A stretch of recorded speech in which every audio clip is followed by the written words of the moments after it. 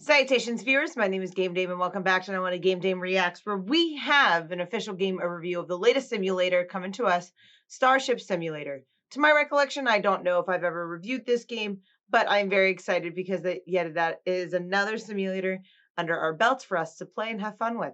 Let's go ahead and watch the trailer because it is kind of long. Hello, and thank you for taking the time to check out Starship Simulator. Of course, and I'm the developer behind the project. Now, I imagine quite a few of you might be thinking, does the space sim genre really need another new title? Won't this just end up being another clone of what's already out there, or a simple rehashing of existing ideas? Well, hopefully by the end of this video you'll agree that we do have something unique to bring to the table, which a lot of space sim fans, myself included, have been wanting for a very long time. I mean, Starship Simulator to manage your own starship. Simple question. What is that question? What would I do if someone handed me the keys to a real, fully working starship? And then here it is. I would just pick a random star in the sky and then fly off to explore its mysteries. And then along the way, I'd be nosing around every inch of my new vessel to learn exactly how it all works. And that really sums up what this game is all about at face value. You've got a fully working starship, a whole galaxy to explore, and the freedom to fly anywhere you want just to see what's out there. But if we dig deeper, there is of course a whole lot more going on under the hood. Oh, this is pretty cool. Growing up, I really wanted to be an architect, and despite ending up working in IT, that interest in architecture never really went away. So when it came to designing and building a starship, I really wanted to design and build a starship. I mean, the design so far looks really nice. There's generally nothing going on behind the walls and floors. It's actually just smoke and mirrors to sell the illusion of a real solid location. But that's absolutely not the case here. Delve behind any wall panel and you'll find the ship's genuine structural framework, all designed in CAD software right down to the CAD software. Damn, that's insane actually. You'll also find miles of pipes, cables and conduits that are the lighting on those pipes looks actually insane. The function of the ship's systems. For example, turning off these breakers will kill power to the bridge, causing the lights and consoles to genuinely stop receiving the simulated electrical current from their attached cables. If you pay attention to the readout when the breakers are turned back on, you can see the electrical draw increases as expected. This means the location where your ship takes damage naturally becomes really important. So you do take damage. Losing a few lights or losing your entire FTL drive. As you can imagine, if you're playing as an engineer, you'll certainly have a lot to be getting on with, but we intend for every role aboard the ship to be approached with the same amount of depth and attention to detail. Speaking of jobs to do, we're planning to include. That's pretty cool. You're able to choose whatever type of job. Passenger who's merely tagging along for the ride. Each what you can and can't do. A rolling task list, and both players and the NPC crew alike will work through those tasks to keep the ship up and running smoothly. How many NPCs can you create, I wonder? They'll be generated on the fly depending on the ship's actual needs. Taking engineering as an example again, if a component is damaged, then a task will be generated for that specific component to be investigated. A player or an NPC then picks up that task on a first-come, first-served basis and then works to resolve the issue. Don't worry if you have no interest in engineering though. The NPC crew members will actually be fully capable of running any of the ship's departments. That's really nice though, but it's cool that you'd be able to have like a full NPC army on your ship and you don't have to worry about maintaining it. I happen to think this is really cool. If you choose to play as a passenger, then you actually won't have any jobs to do at all. Instead, an NPC captain will take control of the ship.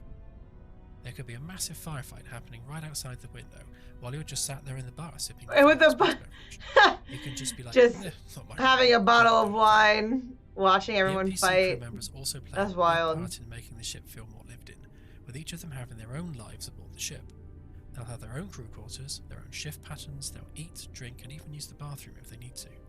You won't need to worry about micromanaging them though, they'll just happily get on with it without the player having to get involved. That's nice. So it's not like The Sims where you have, well, it is like The Sims, but like not at the same time. You don't have to manage them. They can do it themselves. But that depends on your settings that you do for The Sims. Your ship's name and if you do it like controlled or just let them do whatever. Various places around the ship. The engineering looks fucking complex and I love that. Or the materials used on the floors and walls. You can customize the colors of the UI panels to match your chosen theme. And you can even enable ship-wide seasonal decorations depending on the time. I love that they have ship-wide decorations. Over time, cosmetic options such as these will always be free and included as part of the base experience. The ship's Perfect, so we don't have to interior will also spend more be highly money. interactive, That's perfect. Every button on every panel performing some form of tangible action. I actually find it quite annoying in games when you're surrounded by buttons or switches that just don't do anything. So in our game, every single button will serve a practical purpose. There will also be hundreds of physical That's items that's really nice that, because I hate that shit too if it's not going to be there for an actual purpose. If you find a cool looking alien trinket on your travels, then you can put it literally anywhere on your ship and it will just stay there, continuing to look cool until you decide otherwise. I like how You want players to really feel like they're living and working aboard a huge vessel in deep space. What the fuck? So there'll be plenty to do aboard the ship while you're out exploring the cosmos. I'm obsessed. That's Speaking one of the things they exploring, tested. That brings us nicely onto the subject of the galaxy itself. Just like the ship, the galaxy is also being built as realistically as possible, using real astrophysics and a true one-to-one scale. We can't explore the real Milky Way, so we want our simulated version to be the next best thing, with a realistic physical structure and scientifically accurate galactic regions. Every system you visit should be scientifically plausible and packed with everything you would expect to find in any star system, from star-grazing comets to an array of Kuiper Belt-style objects. We'll also have black holes, protoplanetary disks, magnetars, nebulae. I will say the stuff you're looking at, I feel like is a little bit. I'm actually really excited about the wormholes. Not like it looks kind of blurry, the even space I won't you know see where they through are your or where they lead windows, to. but it's still We're really all exploring cool. the same shared galaxy, so I'm looking forward to seeing some community map-making projects.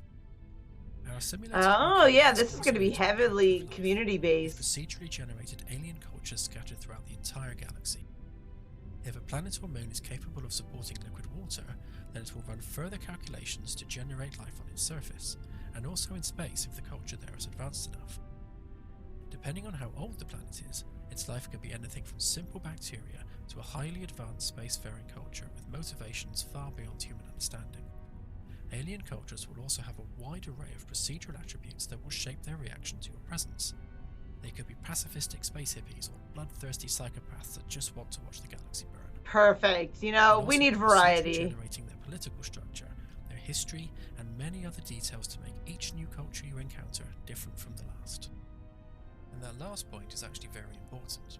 What is the game so important focuses about it? entirely on exploration as its main hook. Okay. Diversity of content is critical to maintain the joy of discovery. Yeah, because if you just have the same shit 24/7, people are going to get real bored real quickly. Our intention is to create a team of developers whose job it will be to focus 100% on just creating new content for the galaxy. I will not personally consider our job complete until every single star system generates something new and interesting to discover. So how do we actually get out there and find this content?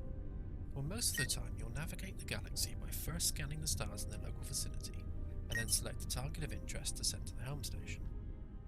Alternatively, you can just point the ship in any random direction you like, and then spin up the FTL drive to see what you might stumble across.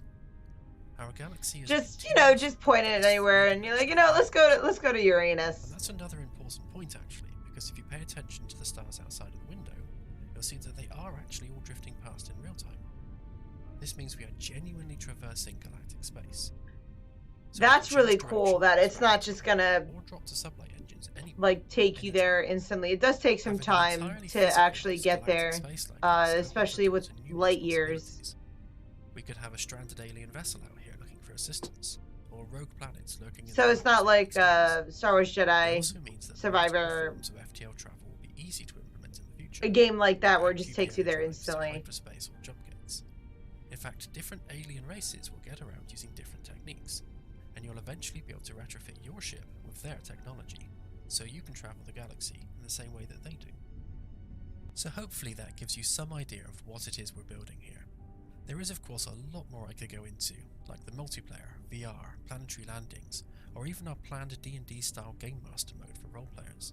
But Claire, my co-director, and more importantly, wife, has insisted that I keep and more importantly, wife. So yeah, you should. Thing to take away from this video is that this is a space exploration game, designed and built by someone who has spent tens of thousands of hours exploring in all the other big space sims over the years.